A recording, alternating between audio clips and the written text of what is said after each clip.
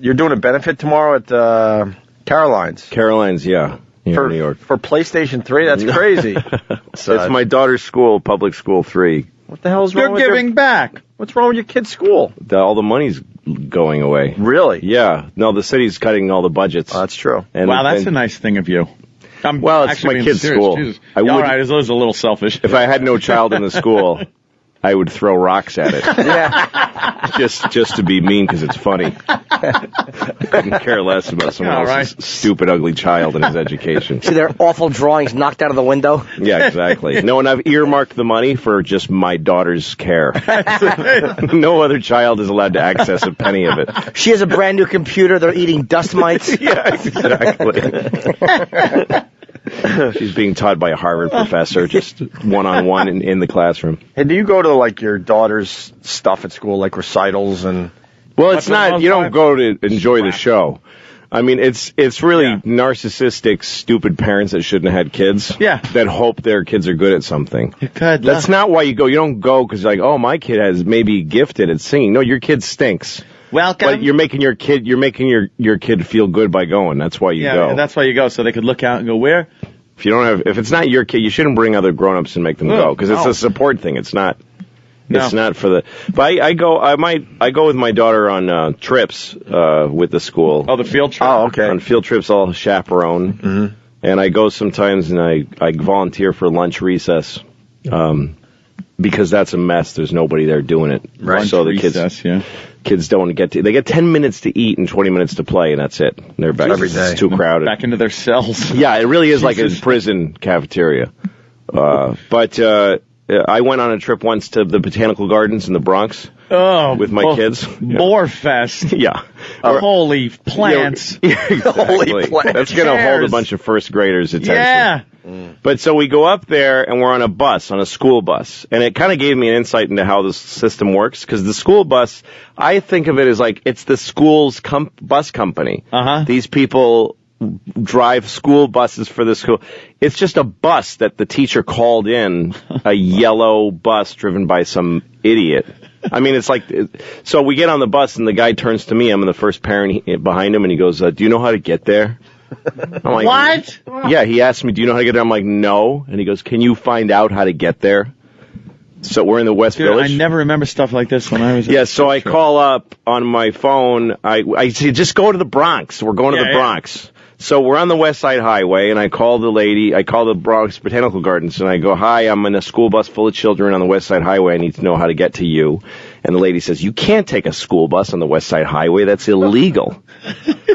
And I say this is true story. I say this to the parent next to me, and she goes, yeah, this is not okay. This is really bad. And it occurs to me, I've never seen any large vehicle on the West Side Highway. No, now that you mention it. And when it gets up into the Bronx, it's twisty and turny, and it's not okay. And you're forced into a high speed of traffic because it's crazy. Yeah. And so we go under an underpass, and I swear to God, we scrape the top of the bus. The whole bus goes and shakes. And I swear to God, the bus driver yells, "Oh, Yeah. Oh crap!" What you yell when that happens? Yeah. And then the rest of the underpasses, he kind of ducks his own head down, really, like he kind of crouches. And so the arch in the middle, it's a little higher. But we got up there, and nobody. I brought waters. I asked the teacher, like, should I get a bunch of bottles of water? And she's like, I guess.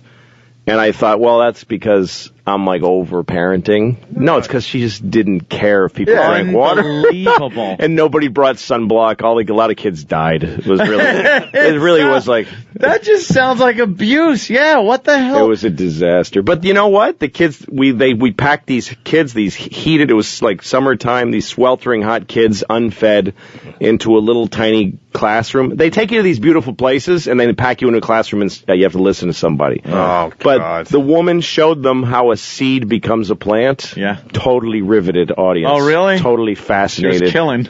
Yeah, she was killing. I learned a lot. About how plants grow. Yeah, well, I didn't know that an apple boring. is food for the seeds inside of it. I thought it. Wow. I didn't know that. I didn't either, nor do I care now that I do. I hate apples even more now. But I used to like having my mommy go on there because I was such a mommy's boy, crybaby little wimpy girl. I was. And I used to make her dress up like a whore. Like, I really used to make her dress up like a whore. What do you mean you made her dress up? She worked in, like, nightclubs. She was a go-go dancer and stuff like that. I'd go, like, could you wear those, the knee-high boots and the red patent leather mini skirt? And could you put your hair in pigtails? And all the, like, kids would be like, oh, your mom is so pretty. And I felt like good. Like, I felt all good. And we went to go see You're a Good Man, Charlie Brown at Radio City Music Hall. And Mom was a field mother, and she wakes up that morning. We're supposed to leave. And she goes, Anthony, I'm so sick. I'm so sorry. I can't go. I start crying. And she's like, all right, I'll do something. So she's swigging Pepto-Bismol. She was hung over to the point where she's puking. She got a horrible hangover. Now she's got to get on some diesel-y bus, dressed like a slut. With her daughter's son. Yeah, with her crying daughter, son, her boy girls. So when she said she couldn't make it, I was just, Well, most people end up screwed up because they were molested by their parents, but you're screwed up because you molested your I parents. was trying to molest my parents. It's totally opposite. Yeah. I was trying to molest my mom at the time, I guess. Wow. Dressing her up. I started going to the trips with my kid because the teacher asked me to, because they'd go to a show, and my daughter can't take a show. She gets really upset. Why? Drama. She gets really, really upset. Where does that come from, you think? I don't know. She takes things really to heart. She's very sensitive. So How old? She's 7 now. But it's been like that her whole life. Like when she was 3, I showed her a Charlie Chaplin movie, Hard Times. And she loved watching him fall down. It was fun. Yeah. And then there's this scene where him and this other, he's poor in the movie. Violin music starts. Yeah, it's really sad. And him and this poor girl. It's not like he had an expressive face. No. He and this poor girl break into a department store and start playing husband and wife in the department store. And she says, "Are they married?" And I'm like, "Well, they're pretending they're married." She thinks that's so cool. And then the cops come and they arrest him. Oh, no. And she just starts bawling. She was so sad. I find that hysterical. Kids are stupid. No, she's so sad for their lives being broken up. He's going to jail. And also, she's also sad for America in the Depression. Like, that's wow. Like, she just felt all of that. That kid's too perceptive. Yeah, she knows too many things. Maybe she said her dad didn't bring home some cartoons and instead indulging his own whimsy with a Chaplin film. That's absolutely right, Jim. Whimsy. The teacher asked me to go to trips because she would always scream and run out of the room when stuff happened in these shows. People are saying so she I come along. Cried less than me, though. Yeah. Well, I used to try to talk her out. Like we went to a show once with these little puppets, and it was a moment that was really a little over the top. Like they overdid it. Some puppet goes, "Those look like rubies." "Oh no, it's a dragon's eyes!" And the puppet starts screaming and gets eaten.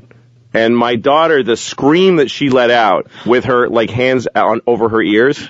Oh no! Is something I'll never forget. I'll never forget Jesus. it. It is the most frightening sound it was the sound of somebody being killed. Ugh. Really? And so I dragged her out.